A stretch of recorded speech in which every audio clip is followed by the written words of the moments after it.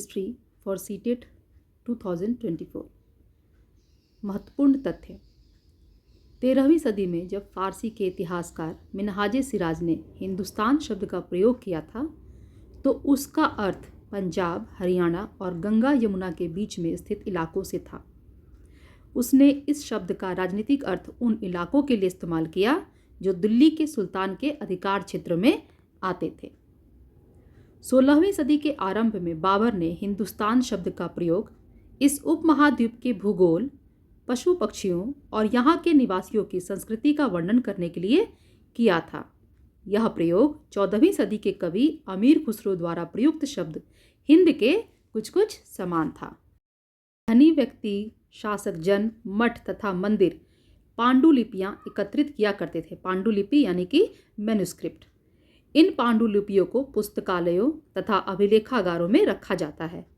इन पांडुलिपियों तथा दस्तावेजों यानी कि जो डॉक्यूमेंट्स हैं, इनसे इतिहासकारों को बहुत सारी जानकारी मिलती है, मगर साथ ही इनका उपयोग करना भी कठिन था। जो इतिहासकार होते हैं उनको इन पांडुलिपियों से, ये जो डॉक्यूमेंट्स हैं, ये मैन्युस्क्रिप्ट है, इससे इन्हें बहुत सारी जानकारी मिलती है। लेकिन प्रॉब्लम कहाँ होती है? इसको समझने में। इसका जो उपयोग है वो इतना आसान नहीं होता था।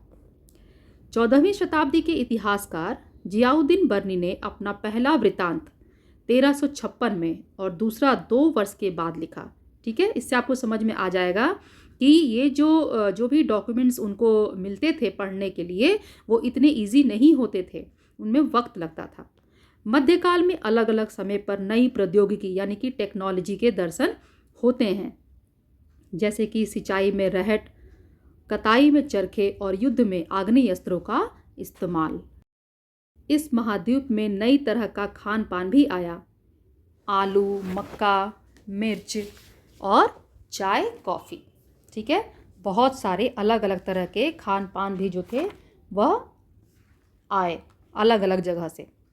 राजपूत शब्द के अंतर्गत केवल राजा और सामंत वर्ग ही नहीं, बल्कि वे सेनापति और सैनिक भी आते थे जो पूरे उपमहाद्वीप में अलग अलग शासकों की सेनाओं में सेवारत थे।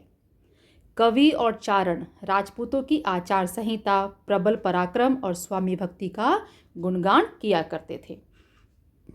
19वीं सदी के मध्य में अंग्रेज इतिहासकार जेम्स मिल, जो कि स्कॉटलैंड का था, जेम्स मिल ने भारत के इतिहास को 3 युगों में बांटा था। कौन कौन से?